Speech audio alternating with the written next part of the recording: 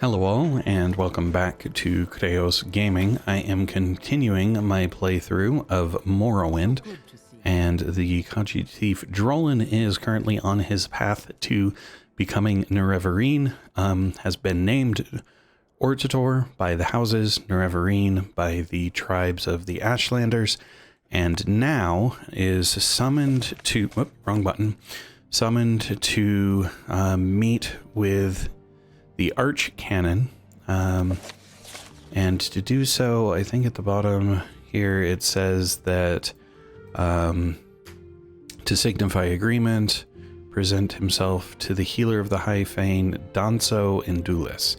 And so I need to go find Danso Indulis in the High Fane, maybe? Is that what that's saying? Anyway, so somewhere in Vivec I have to find Danso Indulis. Before that though, I have complained a few times that this scroll bar doesn't do anything and doesn't show me anything.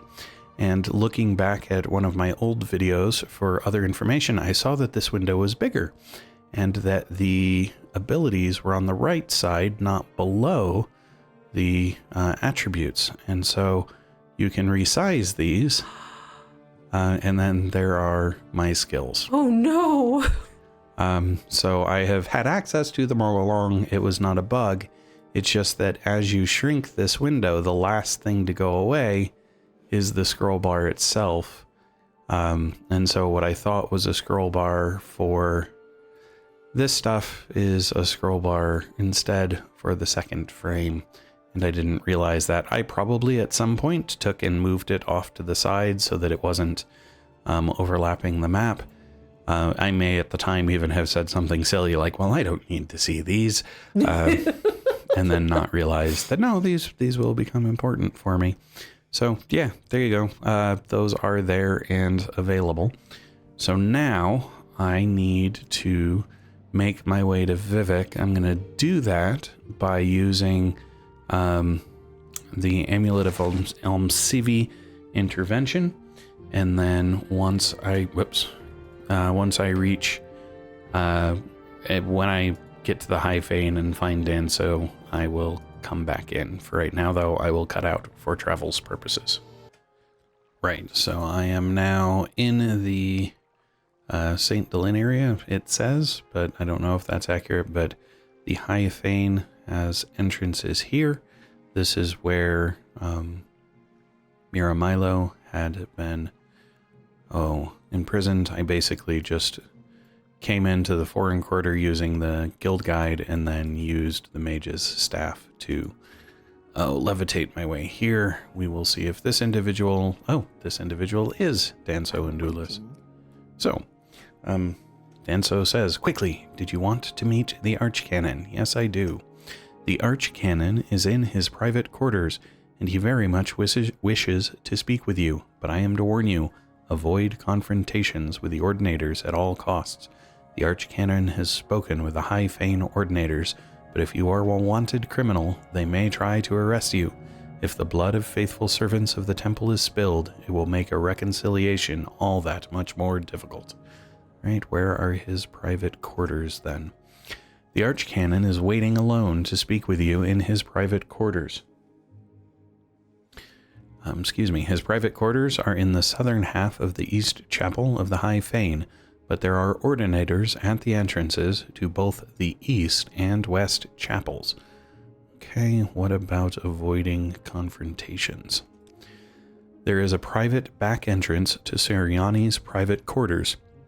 Perhaps you might also sneak past the ordinators by stealth or magic. Alright, well, what about this private back entrance? A door on the eastern canal side level leads through a smaller room and into Sariani's private quarters, but the door is always locked and the ordinators control the keys. Okay, and then sneak past. A door on the eastern canal side level leads... Why did I not click sneak past? That was weird. Ordinators are highly trained, and sneaking past them, even aided by magic, may be very difficult. But if you have any art in stealth or magic, you should use it to avoid trouble. Okay, so when canal side, does that mean this side? Does that mean this side?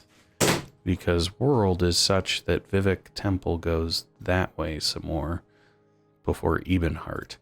So is this canal side, and is what she's saying, if I came down here, there would be a back way in.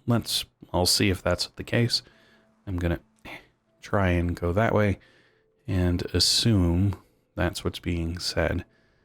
See if we can't find an alternate path. Oh, that's why I can't go downstairs. I am still levitating. Oh, it's about to wear off. Okay, good. There we are. Now I can move normally. All right, we have Underworks, Barracks, Hall of Wisdom, Office of the Watch, Justice Offices, Hall Underworks, and Saint Delin. Maybe the Hall of Wisdom? That could provide a path to, let's see here, what's the Hall of Wisdom? Oh, High Fane. That is up here, it looks like, and around this corner, maybe? Yep, and I've already unlocked it. Are you? You are Tholer Saryani. Alright, Tholer. Thank you for coming, Drolan. You know the Temple's doctrine on the Nerevarine. Perhaps it is time to change that doctrine. Alright, well, tell me about the Temple's doctrine anyway. The Temple must protect the people from false doctrines, and your association with Imperial intelligence make your motivations and integrity suspect. But you have been chosen Hortator and Nerevarine by the Dunmer people, and we have reached a crisis with Dagoth-Ur. We can no longer defend the people against the awakened Sixth House. You and your prophecies may represent our last hope. Our situation is desperate, but I would rather have you hear the details of our situation and the circumstances leading up to that situation from Lord Vivec himself. He has asked to see you. Would you agree to a private meeting with him and hear in person what he has to say? Yes, I will meet with Vivec. Good. Here are 2 keys.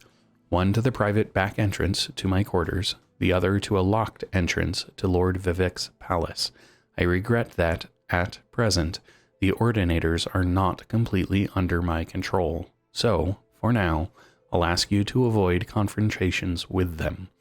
Lord Vivec is expecting you. His lordship is remarkably patient. Perhaps it would be better to not keep him waiting. Alright, well, despite that, I'm still going to ask you questions. So what do you say about the Nerevarine? You're the one they call the Nerevarine. You are a heretic, and all who support you are heretics. You may think Imperial law protects heretics, and you may be right, but some of the Temple faithful care little for Imperial law. Right then. What do you say about the Temple? The Tribunal Temple is the native religion of civilized Morrowind. They worship 3 god kings, Almalexia, Sothasil, and Vivec, who are known together as the Tribunal. We usually just call it the Temple. Okay. What about the Tribunal? Almalexia, Vivec, and Sothasil are mortal guardians who walked the earth, defeated the Dunmer's greatest enemies, the Nords and the Dwarves, and achieved divine substance through superhuman discipline and virtue, and through supernatural wisdom and insight. Alright, well, I usually do this in order. So what do you say about Dagoth-Ur? Dagoth-Ur is the evil immortal enemy of the Tribunal Temple cult. The temple holds Dagoth-Ur and his hosts accountable for all evils that beset the Dunmer and Morrowind. Dagoth-Ur dwells in fiery caverns beneath Red Mountain, served by his kin, called ash vampires, and by legions of deformed monsters. Alright. Oh. So what say you about Vivec? Vivec was the most gallant knight and the most subtle rogue of the First Council. Well, as long as I'm asking about the First Council, what about Almalexia? Blessed Almalexia, the Warden, is one of the 3 immortals, god kings of Morrowind. Is there supposed to be a comma there? Probably. Alright, let me start that over. Blessed Almalexia, the Warden, is one of the three immortal god kings of Morrowind, a pillar of the tribunal, and the patron of healers and teachers. Okay, and what about Sotha Sil? Lord Sotha Sil, the Magus, is one of the three immortal god kings of Morrowind, a pillar of the tribunal, and the patron of artificers and wizards. Sotha Sil was the mightiest wizard and most wise counselor of the First Council, companion and teacher of Nerevar and Vivec. Sotha Sil is the light of knowledge and the inspiration of craft and sorcery. It sounds very generic. Alright, what about Ordinators? The Ordinators are the holy guards and soldiers of the temple. Great. I don't think he has anything else to tell me then. If I ask about the Nords just out of curiosity, these people are our ancient enemies. Like all man races, they are of inferior blood, but otherwise are human in every respect. Are they capable of enlightenment? Do they have souls? Who can say? All right, then. Well, it sounds like my next step, then, is to head to Vivec himself, and I'm... Whoop, hold on. This? All of Justice? Yes, and then I can go this way, turn down the hall. Vivec is basically at the top of this, I think. And he gave me a key, but we will see what the top of it looks like. And this has a puzzle canal, but I don't know if I will have to do anything with the puzzle canal to complete what I have going on. Right, so the door is trapped, but that doesn't bother me. I can deal with traps fairly easily. And then the door is also locked, and I'll just use a Grandmaster's pick to get through quicker, since the pick gives your security skill an increase, and I can come look and actually see what my security skill is. It's 66. All right. Anyway, so hello, Vivec. What say you? I expected you. We have business, you and I. All right, what's our business? When I was young, like you, I was very impatient, so I will keep our business short. Then, later, there may be time for other things. First, I propose to remove my curse upon the Nerevarine, end the persecution of the dissident priests, and proclaim to all Morrowind that Drolan is the incarnate and Nerevarine, the prophesied savior of Morrowind, and the last hope to withstand the menace of Dagoth in the 6th house. These things I will do, whether you wish or not. Next, I propose to surrender to you the power and responsibility of defeating Dagoth. You may choose to refuse. I will not compel you. You will receive the power as a gift in the form of an artifact called Wraithguard. You may accept the gift, then do with it as you will. You will receive the responsibility as an oath. You may give your oath, then keep it or break it as you like. First, will you accept Wraithguard as a gift?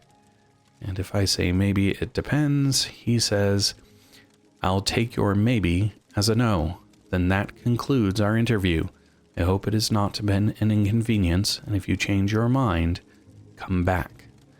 Alright then, so saying maybe isn't really a good option.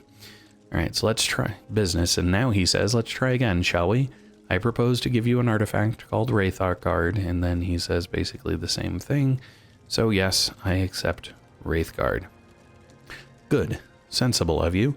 And now, will you give your oath before all gods and men, before all spirits visible and invisible, before my honor and your honor, to dedicate yourself and Wraithguard to the defeat and destruction of Dagoth and the preservation of Morrowind, and its people?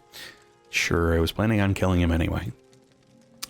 Not very sensible, but very good. I was hoping for someone who would have no hesitation.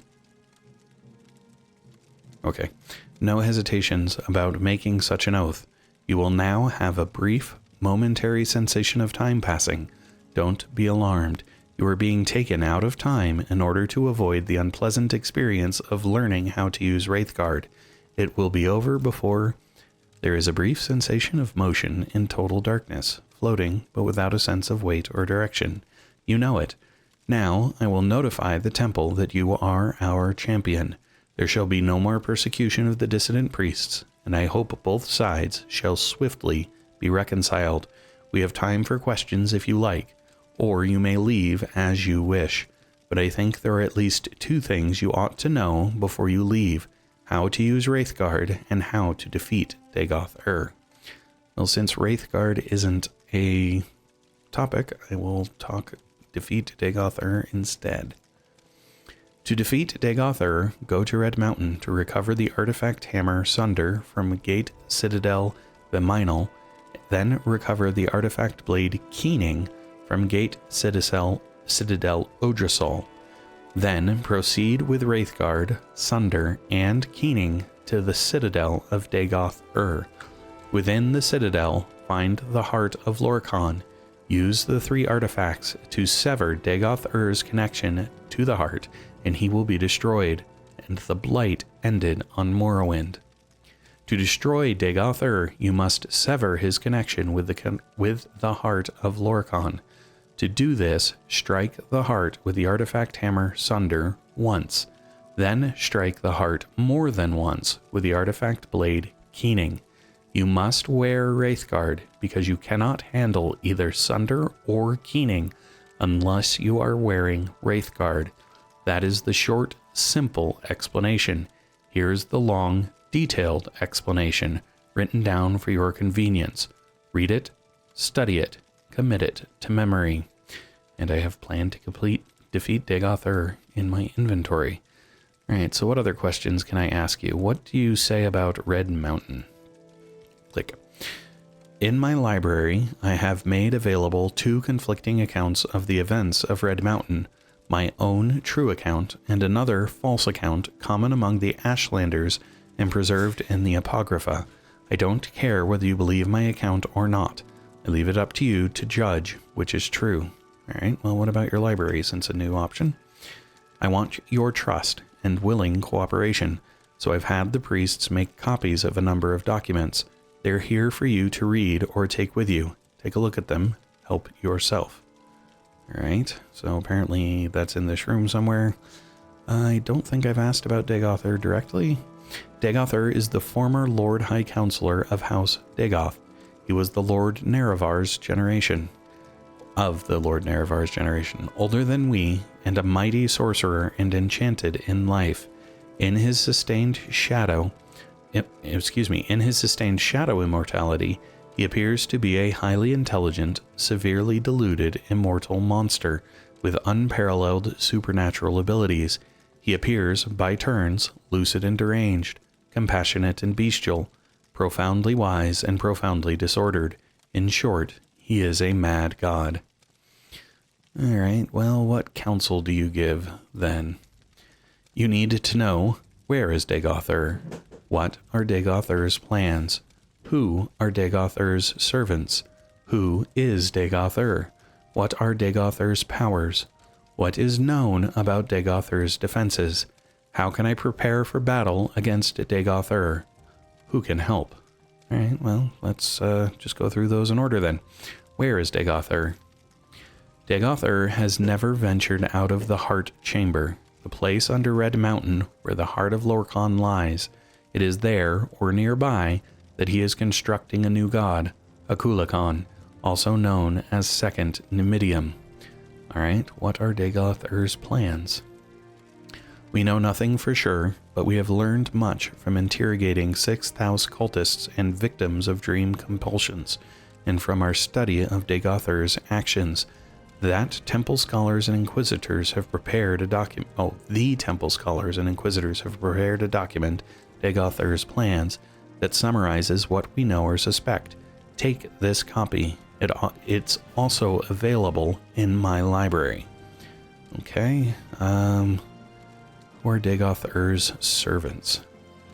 Chief among his servants are his 7 brothers, the Ash Vampires, powerful heart wights, and cunning sorcerers of old.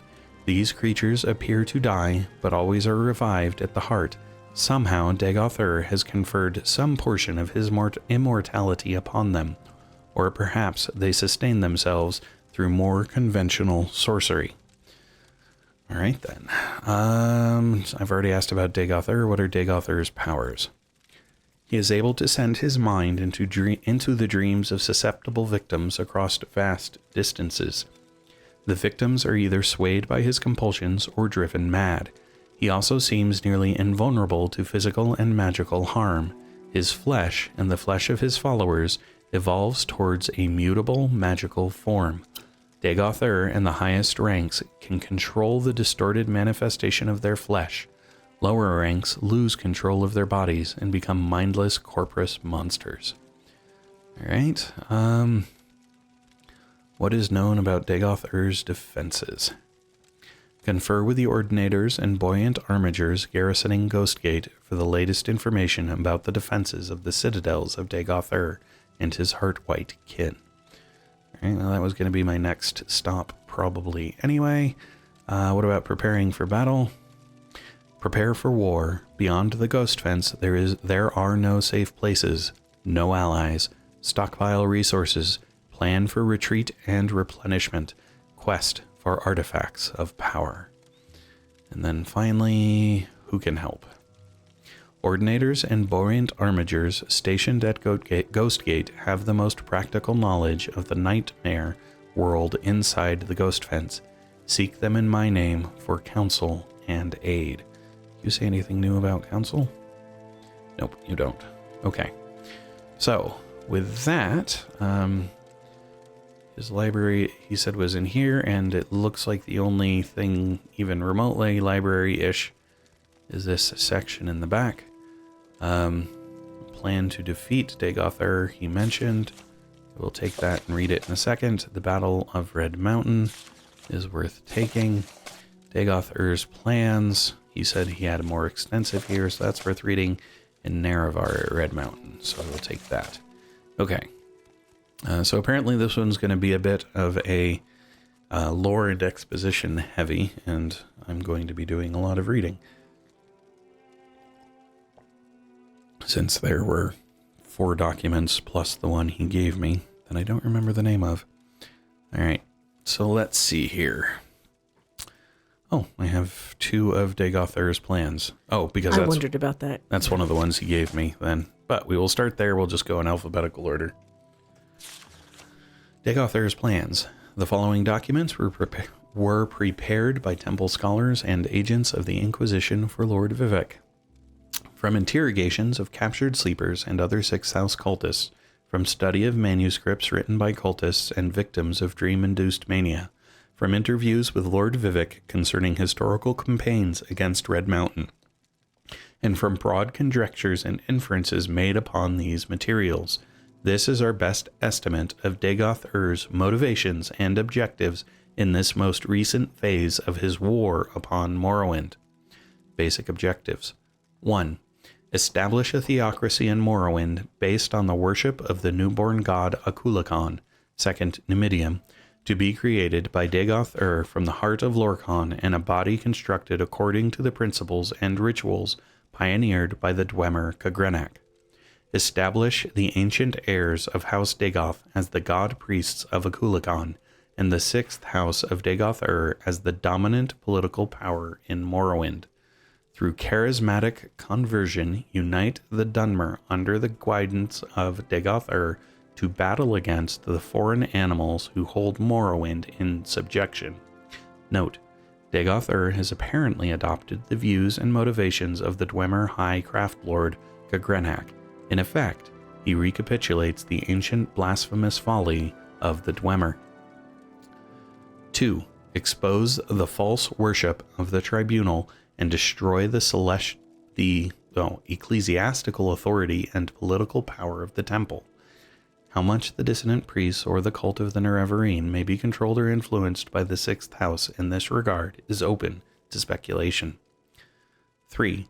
Extirpate all remaining individuals of inferior and mongrel races from Morrowind. 4. Drive the Empire from Morrowind. 5. Recover ancient territories stolen by Skyrim and Argonia. 6. Extend the worship of a Kulikan to all nations of Tamriel through subversion and conquest. Plans to establish and expand the 6th house. Phase 1. Secure Red Mountain against tribunal intruders. Deny tribunal access to the heart, weakening the temple while securing Red Mountain for the creation of a Kulikan. Keep the construction of Second Numidium a secret. Well, unless we're out of Phase 1, that failed because they're aware of it. Phase 2. Create passive servants in ever-widening circles around Red Mountain by broadcasting compulsions couched in dream imagery to susceptible subjects in their sleep. Establish a major operational base at Kogoran for further operations in the Ash Wastes. Establish smaller bases near small port villages and in lower class waterfront districts in Vivec. Infiltrate and subvert smuggling syndicates. Recruit willing followers from disaffected populations, including the underworld, the poor, and rabid anti-imperial activists. Phase 3. Expand from smaller bases to other towns and villages and recruit and indoctrinate subjects made susceptible by dream sendings. Occupy abandoned towers and ruins and train corrupted cultists as raiders and irregular troops. Identify, discredit, and decimate possible sources of political resistance. Phase 4. Use assassination and terror to weaken, distract, and disrupt the legions in the imperial bureaucracy, along with their Hlalu sympathizers. Inspire popular uprisings of the native poor against the foreign rich and powerful. Summon sleepers and dreamers to Dagoth to work on Second Numidium, inferring Dagoth perspectives. Dagoth thinks on a large time scale, for the most part in the outside of time scale of the divine consciousness. He thinks that only obstacles of mythic scale are worth consideration. He believes he is fated to rule Morrowind, to free Morrowind of the Empire, and to become the new hard-loving father of Morrowind. Given that perspective, the only opposing forces Dagoth worries about are the Tribunal, the Daedra, the Emperor, and the Incarnate. With the Tribunal's loss of Sunder and Keening, and with the diminishing resources of Vivec, Almalexia, and Sotha Sil, Dagoth believes he has permanently gained a decisive strategic advantage. On a mortal timescale, the battle may last for centuries, but the outcome is not in doubt, and a Kulikan may be a device for dramatically reducing the timescale for a decisive victory. The myth of dynamic invincibility of the Emperor and the Empire has long been an unquantifiable and intimidating threat, but recent rumors of unrest in Cyrodiil, of the Emperor's failing health, and the unsettled question of the succession have diminished the scale of that threat. Nonetheless, the revelation that the Nerevarine is a pawn of Imperial intelligence, hand-picked and sent to Morrowind by the Emperor himself, may cause Dagoth considerable anxiety. The Daedra represent no coherent obstacle to Dagoth. Nonetheless, their personal abilities and their influence upon their fanatic followers is considerable, their motives and actions obscure, and Dagoth remains concerned about them. The Incarnate represents Saint Nerevar, a mythic force that has previously defeated Dagoth and Dagoth is obsessed with this threat. At the same time, Dagoth knew Nerevar personally, knew that he was a mortal man with faults and weaknesses. Dagoth may have some hope of seducing or negotiating with Nerevar's reincarnation. Further, when Nerevar and the Tribunal defeated Dagoth, they were strong and allied. Now, the Nerevarine and the Tribunal are weak, opposed, and divided. Therefore, though the Nerevarine and the Tribunal represent the most serious threat to Dagoth plans, he still has good reason to believe that this time he will prevail. A recent timescale of Dagoth activities. Much of the following timescale is based on inference from incomplete information. So before 2E882, Dagoth and his kin lie dreaming beneath the sills of Red Mountain. 2E882. Dagoth and his ash vampires awake refreshed and emerge from lower Red Mountain into the heart chamber. Dagoth ritually binds himself and his brethren as heart whites in a ritual of his own devising. First stages of construction of second Nimidium, conceived during long sleep, are begun by heart whites and Atronach constructs in a chamber near the heart of Lorkhan. Keeping the second Nimidian project a secret from the Tribunal is a high priority. 2E882. The Tribunal arrive at Red Mountain for their annual ritual bathing in the heart's power. Dagoth and Ash vampires ambush the Tribunal. The Tribunes are driven away and prevented from restoring themselves with Khagranak's tools at the heart of Lorkhan. 2E882 to 3E417. Intermittent Tribunal campaigns assault Red Mountain. The Tribunal and supporting forces seek to force access to the Heart Chamber, but are repeatedly driven back. Dagoth recruits sleepers and dreamers through dream sendings. Cultists are recruited through dream compulsion. Weaker cultists become corporate beasts. Stronger cultists advance through stages towards the powers of the ascended sleepers. 3E400. I think we're in 3E427. Kogoran, reoccupied by Dagoth Othal and fortified as an advance base for 6th House operations. Blight storms more frequent and widespread. Soul sickness spreads in regions close to Red Mountain. 3E410. 6th House bases founded near Narmok and in waterfront areas of Vivec. 6th House operatives exploit smuggler organizations and communications to spread their influence among victims unbalanced by Dagoth dream sendings. 3E415. Small cells of 6th House cultists in every town in Vardenfell. Larger 6th House operations are concealed in remote dungeons where creatures are bred and cultists are trained for the coming struggle. 3E417. Almalexia and Sothasil lose the artifacts Keening and Sunder to Dagoth Odros and Vemin.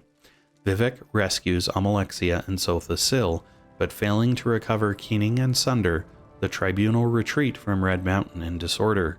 Surviving Buoyant Armiger companions know the Tribunal was forced to retreat, but do not know how serious a reversal the Tribunal has suffered. The 3 tribunes return to their respective capitals and continue to perform their ritual functions.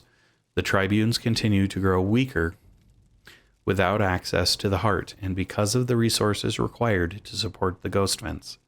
The inner circle of the temple priesthood has begun to suspect the tribunes have suffered seriously from wounds and demoralization in the wake of the reverses at Red Mountain, but do not recognize the scale of the problem. So, does that mean, do Almalexia and Sothasil each have separate areas within this island, or just within Morrowind at large? And Vivec's just the one directly in control of... I don't know. Alright. 3E426 to 427. Campaign of 6th House assassinations of prominent Imperial citizens and Hlalu Imperial sympathizers. Sudden increase in number and seriousness of attacks by cultists and victims deranged by soul sickness. Noted with concern. 1. Dagoth can apparently perceive and communicate directly through his cultists. Sleepers and dreamers are often reported speaking as though with Dagoth's voice and intention. 2. Little is known about the features, scale, or stage of completion of Akulikon, Second Nimidium. No one has gained entrance to the Heart Chamber since 2E282 in 3E417. Keening and Sunder were captured and may substantially aid in Akulikon's construction. Alright then, so that was Dagoth's plans. I've already read Khagranak's tools, and message from Dagoth Nerevar at Red Mountain. The following is from the Apocrypha, the hidden writings of the Tribunal Temple, It is a scholarly retelling of a tradition transmitted through the Ashlanders concerning the battle at Red Mountain and subsequent events. The Ashlanders associate this tale with the telling of Alandro Sul, a shield companion of Nerevar who came to live among the Ashlanders after the death of Nerevar and during the ascension of the tribunal. There are many variant treatments of this story, but the primary elements are consistent throughout the tradition. The murder of Nerevar, the tragic fate of Dagothr, and the profane source of the tribunal's divine power are denied by temple doctrine as ignorant Ashlander superstition, and not widely known among civilized Dunmer. Well, they're denied, but we at least know their use of Khagrenac's tools are accurate, because that was in the timeline. Alright, Resdain, present-day Morrowind, was contested ground between two very different types of mare. The Chimer, or Chimer, who worshipped Daedra, and the Dwemer, who worshipped a profane and secret power. These two people warred with each other constantly until their lands were invaded by a young, vibrant, and violent alien culture, the Nords. Two heroes, one from Chimer and one from Dwemer, Indoril Nerevar and Dumak Dwarfork, made peace between their people and together ousted the alien invaders. Then, these two heroes worked long and hard to maintain that peace thereafter, though their counselors thought it could not last, or, worse, that it shouldn't. Nerevar's queen and his generals, Amalexia, Sothasil, Vivec, told him to claim all Resdain for his own, but Nerevar would not listen, for he remembered his friendship with Dumak. There would be only peace. Until Dagothr arrived. House Dagoth had discovered the source of the profane and secret power of the Dwemer, the legendary heart of Lorkhan, which Dumak's people had used to make themselves immortal and beyond the measure of the gods. In fact, one of their high priests, Khagrenac, was building a new god, so that the Dwemer could claim Resdain for their own. The tribunal urged Nerevar again to make war on the dwarves. Nerevar was troubled. He went to Dumak, his friend of old, and asked if what Dagothr said was true, but Khagrenac and the high priests of the Dwemer had kept their new god secret from their king. And Dumak said the Dwemer were innocent of any wrongdoing. Nerevar was troubled again and made pilgrimage to Halamayan, the sacred temple of Azura, who confirmed that all that Dagothr said was indeed true, and that the new god of the Dwemer should be destroyed for the safety of not only Resdain, but for the whole world. When Nerevar went back and told his tribunal what the goddess had said, his queen and generals felt themselves proved aright and again counseled him to war. There were reasons that the Dwemer and Chimer had hated each other forever. Finally, Nerevar, angered that his friend Dumak would lie to him, went back to Vardenfell. This time, the Chimer king was arrayed in arms and armor, and had his hosts around him, and he spoke harshly to Dumak Dwarfork, king of Red Mountain. You must give up your worship of the heart of Lorkhan, or I shall forget our friendship and the deeds that were accomplished in its name. And Dumak, who still knew nothing of Khagrenac's new god, but proud and protective as ever of his people, said, We shall not relinquish that which has been our way for years beyond reckoning, just as the Chimer will not relinquish their ties to the lords and ladies of Oblivion. And to come at my door in this way, arrayed in arms and armor, and with your hosts around you, tells me you have already forgotten our friendship. Stand down, my sweet Nerevar, or I swear by the 15 golden tones, I shall kill you and all your people. And so the Chimer and Dwemer went to war. The Dwemer were well defended by their fortress at Red Mountain, but the bravery and cleverness of Nerevar's queen and generals drew most of Dumak's armies out into the field and kept them there, so that Nerevar and Dagothr could make their way into the heart chamber by secret means. There, Nerevar met Dumak and the dwarf king, and they both fell from grievous wounds. Dagothr slew Khagrenac and took the tools the Dwemer used to tap the power of the heart. He went to his dying lord Nerevar and asked him what to do with these tools, and Nerevar summoned Azura again, and she showed them how to use the tools to separate the power of the heart from the Dwemer people. And on the fields, the tribunal and their armies watched as the Dwemer turned into dust all around them, as their stolen immortality was taken away. Back in Red Mountain, Nerevar told Dagoth to protect the tools and the heart chamber until he returned. Dagoth said, "But shouldn't we destroy these tools at once, so that they might never be used for evil again?" But Nerevar was confused by his wounds and his sorrow, for he still loved Dumak and the Dwemer people, and so went to the fields outside of Red Mountain to confer with his queen and his generals, who had foreseen that this war would come, and whose counsel he would not ignore again. "I will ask the tribunal what we shall do with them, for they have had wisdom in the past that I had not. Stay here, loyal Dagoth until I return." Then Nerevar told his queen and generals all that had transpired under Red Mountain, and how the Dwemer had used special tools to turn their people into immortals, and of the wondrous power of the heart of Lorkhan. The tribunal decided that the Chimer should learn how to use this power, so that Nerevar might claim Resdain and the world for their people. Nerevar did not expect or want this, so he asked his queen and generals to help him summon Azura yet again for her guidance. But the tribunal had become as greedy as Khagrenak upon hearing of the power of the heart, and they coveted it. They made ritual as if to summon Azura, as Nerevar wanted, but Almalexia used poisoned candles, and Sothasil used poisoned robes, and Vivec used poisoned invocations. Nerevar was murdered. Then Azura came forth anyway, and cursed the tribunal for their foul deeds. She told them that she would use her powers over dusk and dawn to make sure Nerevar would come back and make things right again. But the tribunal laughed at her and said that soon they would be gods themselves, and that the Chimer people would forget their old ways of worship. And Azura knew this would be true, and that it would take a long time before her power might bring Nerevar back. "What you have done here today is foul beyond measure, and you will grow to regret it, for the lives of gods are not what mortals think, and matters that weigh only years to mortals weigh on gods forever."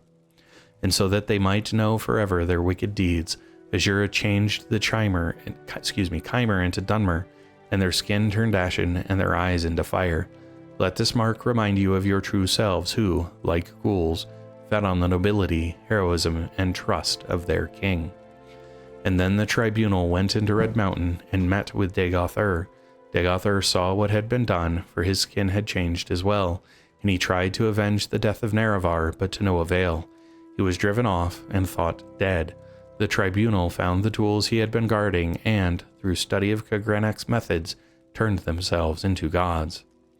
Thousands of years after their apotheosis, the tribunal are still the gods of Morrowind, and the old ways of worship are remembered only by a few, and the murder of Nerevar is known to fewer, but his queen and generals still fear his return, for the words of Azura linger long, and they see the mark of her curse on their people every day. Oh my. That is an interesting account. Mm-hmm. It kind of seems like a mix of promotion of Dagoth with what's probably somewhat more accurate to what happened than just what the tribunal has put out. Would be my guess anyway. All right, plan to defeat Dagoth. He also gave me that, so that's 2. All right.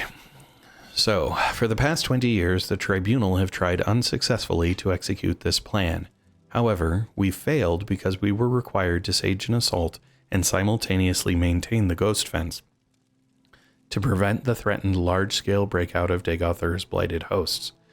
With the Nerevarine leading the assault, and the tribunal free to devote their full energies to maintaining the ghost fence, this plan has a greater chance of success.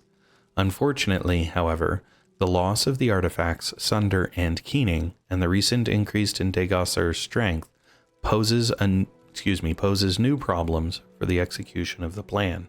Should be pose new problems because it's plural. Anyway, therefore, our proposed plan has the following 5 phases. 1. A series of aggressive raids to scout inside the ghost fence. 2. A series of aggressive raids to neutralize Dagoth-Ur's ash vampire kin and recover artifacts from the bodies of his kin. 3. An assault of Gate Citadel Veminal to neutralize Dagoth Venom and recover the artifact hammer Sunder. 4. An assault of Gate Citadel Odrasol to neutralize Dagoth Odros and recover the artifact blade Keening. 5. An assault of Citadel Dagoth with the artifacts Wraithguard, Sunder, and Keening to sever Dagoth-Ur's connection to the heart of Lorkhan and thus to destroy Dagoth-Ur. Phase 1 raids inside the Ghost Fence. The Tribunal, Ordinators, and Buoyant Armigers are familiar with the terrain and will provide maps and current intelligence reports. The region inside the Ghost Fence is dangerous, and the Nerevarine will need to be familiar with its particular challenges. After measuring skills and resources against Dagoth-Ur's defenses, the Nerevarine will know better how to pace a campaign, alternating raids with improving skills, getting better equipment, and stockpiling resources. Phase 2 raids upon Ash Vampire Citadels. Dagoth-Ur's kin have become markedly more powerful in recent decades after remaining stable for thousands of years. If they can be individually isolated and destroyed, they will not be able to support Dagoth-Ur in later stages of the war. It may also be that the dramatic increase in their power comes from items enchanted by Dagoth-Ur. Salvage of such items might contribute to our resources. Phase 3 Assault on Gate Citadel Veminal. Essential to recover the artifact hammer Sunder for Phase 5. The Ash Vampire Dagoth Vemin has possession of Sunder and probably seeks to discover the secrets of its enchantments. He may also have access to notebooks and journals of Khagrenak that have survived in the Dwemer workshops of Veminal. Phase 4 Assault on the Gate Citadel Odrasol. Essential to recover the artifact blade Keening for Phase 5. The Ash Vampire Dagoth Odros has possession of Keening and probably seeks to discover the secrets of its enchantments. He may also have access to notebooks and journals of Khagrenak that have survived in the Dwemer workshops of Odrasol. Phase 5 Assault on Citadel Dagoth. All the previous stages are preparations for this stage. Recent expeditions show that Citadel Dagoth has undergone extensive expansion. The location will need to be explored carefully. The known route to the Heart Chamber will be well defended. Alternative routes may exist. Dagoth-Ur will have anticipated our plan to destroy him by attacking the Heart, and he will almost certainly personally oppose approach to the Heart Chamber. Together the Tribunal could not defeat him, and he has grown stronger since then. Admittedly, the Tribunal had the distraction of maintaining the Ghost Fence simultaneous with fighting Dagoth-Ur, but even so, the challenge seems daunting. The adoption of this phased campaign seems to offer the best chances for success. In retrospect, the Tribunal's decision to directly assault Citadel Dagoth rather than proceed step by step through lesser objectives must be seen to have been a serious error. The Tribunal did not feel it had the option of a slow-paced and deliberate campaign, given that they had many other competing priorities, not the least of which was the maintenance of the Ghost Fence and the outer defenses surrounding Red Mountain. The Nerevarine, on the other hand, should be best served by a careful, step-by-step advance, with the additional advantage of building confidence along the way while success would undermine Dagoth-Ur's own assurance in his defenses. But they attacked... the Ghost Fence went up after Dagoth-Ur started producing... So their first encounter with Dagoth-Ur, where they got chased off, the Ghost Fence wasn't a concern. I don't think. Wouldn't think. Anyway. So employing Khagrenak's tools against Dagoth-Ur. The source of Dagoth-Ur's supernatural power is the heart of Lorkhan. The heart is also the source of the Tribunal's divine powers. During mythic times, the gods took and hid Lorkhan's heart beneath Red Mountain as a punishment for creating the mortal plane. The Dwemer discovered the heart while building underground colonies. Highcraft Lord Khagrenak created enchanted tools intended to tap the power of the heart. The War of the First Council was fought to prevent this sacrilege. Khagranak's use of these tools in the disappearance of the Dwemer race marked the end of the war.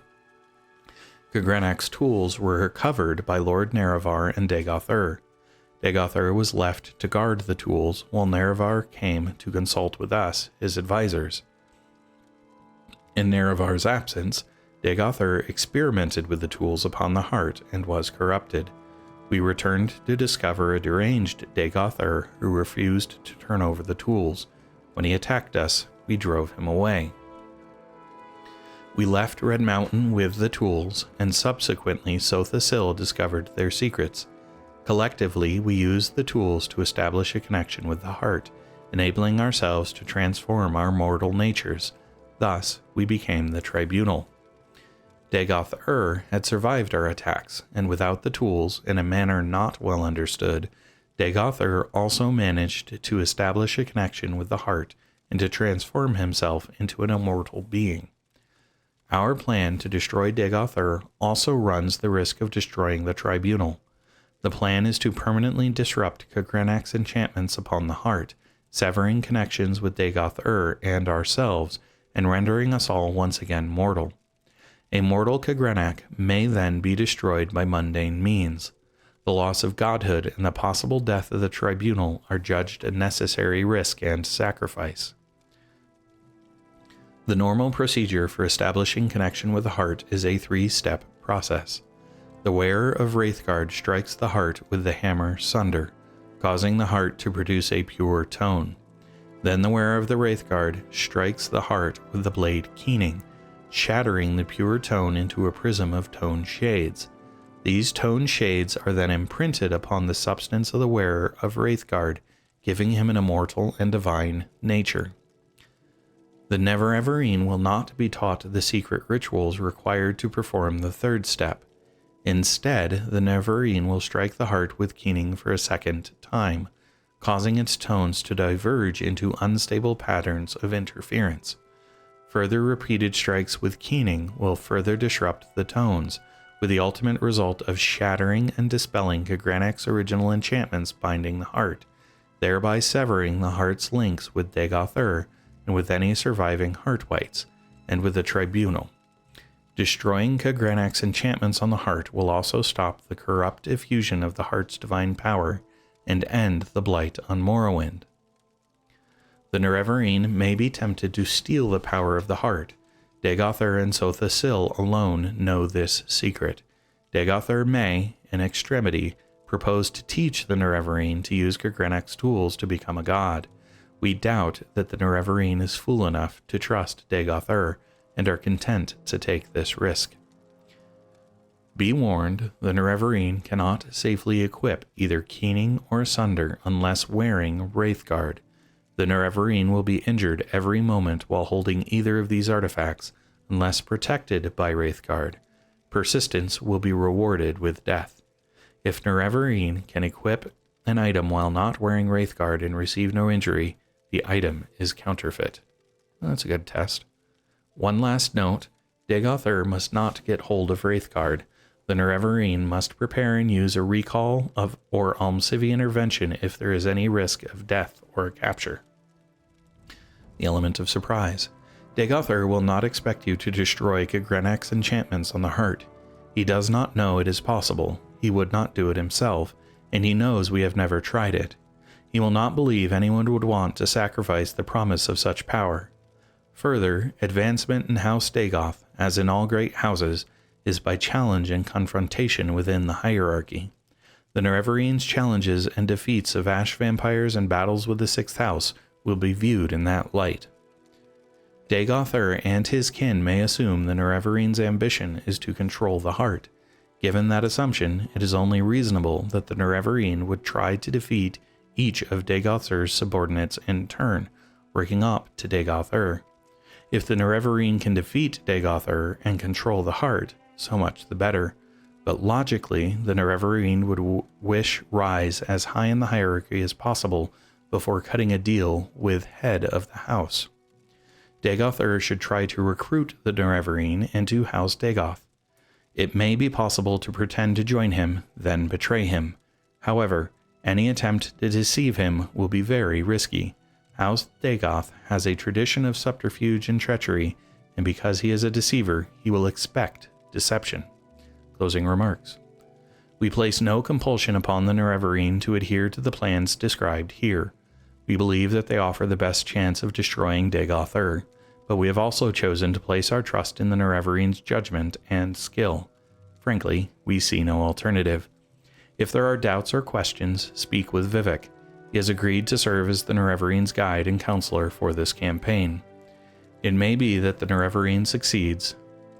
It may be that if the Nerevarine succeeds, the tribunal will not survive. Such sentiments as might have been expressed to the tribunal should, in that case, be addressed to the land and people of Morrowind. May the happy convergence of fortune and prayer meet in our destiny. On behalf of Lady Almalexia and Lord Sothasil, Vivec. Alright then. So that was that. The one thought I had is that you're in a town called Vivec, where Vivec is. Mm-hmm. So it kind of makes sense that Almalexia and Sothasil would not necessarily be there. Well, no, I'm just curious, do they have places on the main island where I am, or do they have places off of where I am? Yeah, the impression I got is they have places off of the island. Like, okay. It's in a different area of Morrowind. But yeah, that would I don't make remember sense. Where I got that idea. Yes, no, Grizzy. I do not want you at this point in time. All right, so let's see here. I think the battle at Red Mountain was the last one. Yeah. Yeah, okay. And that should be Vivec's account. Yep. That's what I want to hear. All right, so the Battle of Red Mountain and the rise and fall of the Tribunal. The following is a transcript of the words of Lord Vivec addressed to a dissident priest, Malur Omain, who confronted Vivec with the Ashlander traditions surrounding the Battle of Red Mountain and with prophecies of the Nerevarine, and to unnamed magistrates in the Inquisition who joined Vivec in interrogating the dissident priest. Who can clearly recall the events of the distant past? But you have asked me to tell you, in my own words, the events surrounding the Battle of Red Mountain, the birth of the Tribunal, and the prophecies of a Nerevar reborn. Here is what I can tell you. When the Chimer first abandoned the herds and tents of their nomadic ancestors and built the first great houses, we loved the Daedra and worshipped them as gods. But our brethren, the Dwemer, scorned the Daedra and mocked our foolish rituals, and preferred instead their gods of reason and logic. So the Chimer and Dwemer were always at bitter war, until the Nords came and invaded Resdain. Only then did the Chimer and Dwemer put away their strife and join together to cast out the invaders. Once the Nords were driven out, General Nerevar of the Chimer and General Dumak of the Dwemer, who had come to love and respect one another, resolved to make peace between their peoples. In that time I was but a junior counselor to Nerevar, and Nerevar's queen, Almalexia, and his other favorite counselor, Sothasil, always doubted that such a peace might long survive, given the bitter disputes between Chimer and Dwemer. But by negotiation and compromise, Nerevar and Dumak somehow managed to preserve a fragile peace. But when Dagoth, Lord of House Dagoth, entrusted as a friend by both Nerevar and the Dwemer, brought us proof that High Engineer Khajit of the Dwemer had discovered the heart of Lorkhan, and that he had learned how to tap its powers and was building a new god, a mockery of Chimer faith and a fearsome weapon, we all urged Nerevar to make war on the dwarves and to destroy this threat to Chimer beliefs and security. Nerevar was troubled. He went to Dumak and asked if what Dagoth said was true, but Khajit took great offense and asked whom Nerevar thought he was, that he might presume to judge the affairs of the Dwemer. Nerevar was further troubled and made pilgrimage to Halamayan, the sacred temple of Azura, and Azura confirmed that all that Dagoth said was indeed true, and that the creation of a new god of the Dwemer should be prevented at all costs. When Nerevar came back and told us what the goddess had said, we felt our judgments confirmed and again counseled him to war, chiding Nerevar for his naive trust and friendship, and reminding Nerevar of his duty to protect the faith and security of the Chimer against the impiety and dangerous ambitions of the Dwemer. Then Nerevar went back to Vardenfell one last time, hoping that negotiations and compromise might once again preserve the peace, But this time the friends Nerevar and Dumak quarreled bitterly, and as a result, the Chimer and Dwemer went to war. The Dwemer were well defended by their fortress at Red Mountain, but Nerevar's cunning drew most of Dumak's armies out into the field and pinned them there, while Nerevar, Dagoth and a small group of companions could make their way into the heart chamber by secret means. There, Nerevar, the Chimer king, met Dumak, the dwarf king, and they both collapsed from grievous wounds and draining magics. With Dumak fallen, and threatened by Dagoth and others, Khagrenak turned his tools upon the heart, and Nerevar said he saw Khagrenak and all his Dwemer companions at once disappear from the world. In that instance, Dwemer everywhere disappeared without a trace, but Khagrenak's tools remained, and Dagoth seized them, and he carried them to Nerevar, saying, "That fool Khagrenak has destroyed his own people with these things. We should destroy them right away, lest they fall into the wrong hands." But Nerevar was resolved to confer with his queen and his generals, who had foreseen that this war would come, and whose counsel he would not ignore again. "I will ask the tribunal what we shall do with them, for they have had wisdom in the past that I had not. Stay here, loyal Dagoth until I return." So Nerevar told Dagoth to protect the tools in the heart chamber until he returned. Then Nerevar was carried to us where we waited on the slopes of Red Mountain, and he told us all that had transpired under Red Mountain. What Nerevar had said was that the Dwemer had used special tools to turn their people into immortals, and that the heart of Lorkhan held wondrous powers. Only later did we hear from others present that Dagoth had thought the Dwemer destroyed, not made immortal, and no one knows for sure what really happened there. After hearing Nerevar, we gave our counsel as he requested, proposing, we should preserve these tools in trust for the welfare of the Chimer people, and who knows, perhaps the Dwemer are not gone forever, but merely transported to some distant realm, from which they may someday return to threaten our security once again. Therefore, we need to keep these tools, to study them and their principles, so that we may be safe in future generations.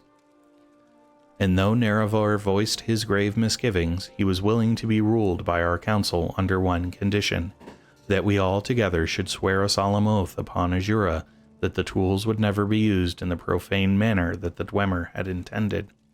We all readily agreed and swore solemn oaths at Nerevar's dictation. So then we went with Nerevar back into Red Mountain and met with Dagoth. Dagoth refused to deliver the tools to us, saying they were dangerous and we could not touch them. Dagoth seemed to be irrational, insisting that only he could be trusted with the tools, and then we guessed that he had somehow been affected by his handling of the tools. But now I feel sure that he had privately learned the powers of the tools, and had in some confused way decided he must have them for himself. Then Nerevar and our guard resorted to force to secure the tools. Somehow Dagoth and his retainers escaped, but we gained the tools and delivered them to Sothasil for study and safekeeping.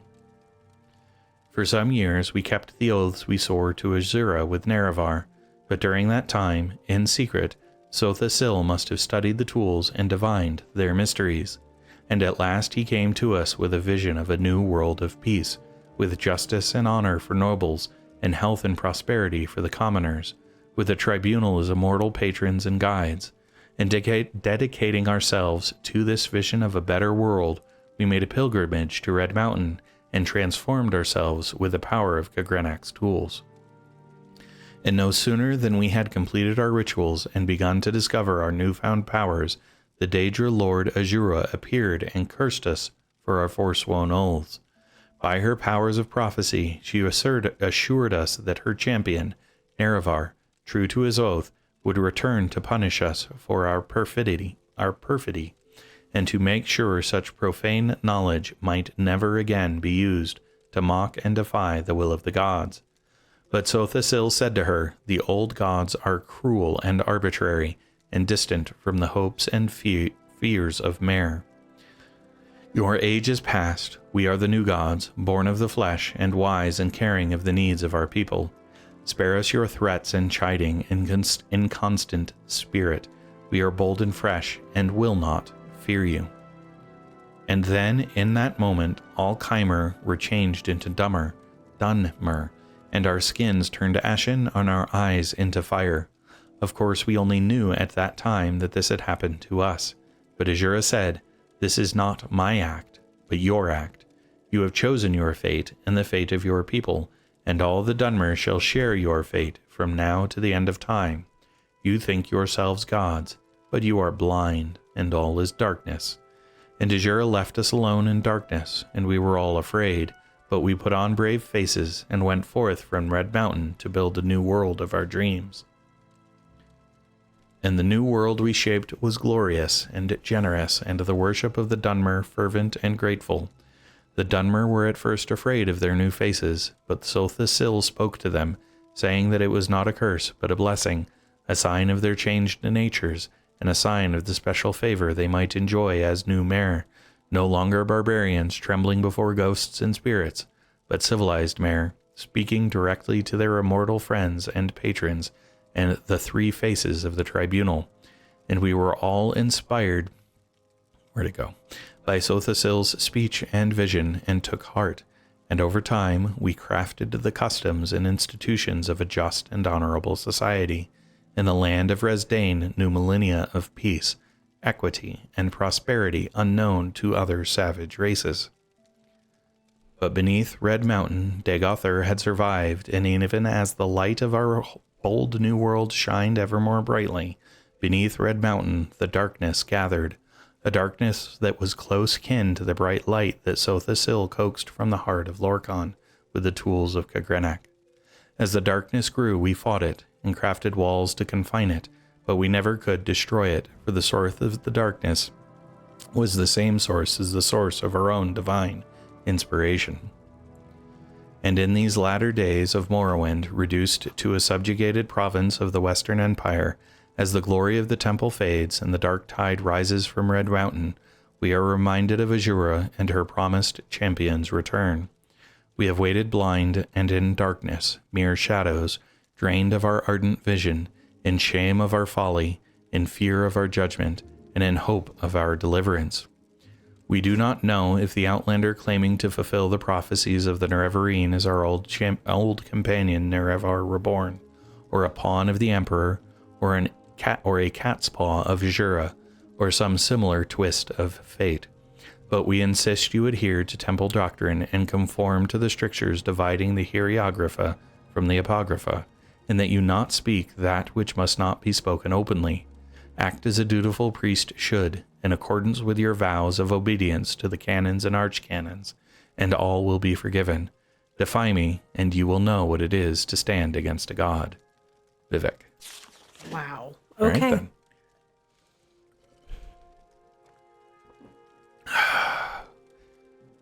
Okay, so I don't know what conducting raids into Red Mountain is going to look like. Did that just say? Oh, that's Ordris. Yeah, it did say. That's Odrisol, that's Dagothr, and that's Veminol. Oh, and Veminol might be close to one of those. Oh, that would make sense, Margon. One of those back entrances, because that's Ghost Gate. So if this is the circle, these are most likely inside. Anyway, what I was going to say is I don't know how much Phase 1, like doing sorties into Red Mountain, are going to be required, or if I can just go straight to Veminol and Odrisol to get the two pieces. So we will see, but I'll worry about that in the next video, because that was a long time and a lot of reading. So, for now, no, thanks all. Hello all, and thanks for watching. If you enjoyed the video, please click the like button below. You can also subscribe using the channel image in the center of the video. If you are interested in more content in this video series, to the left is a link to the full playlist. Alternatively, when it is available, to the right will be a link to the next video in the series. Thanks all.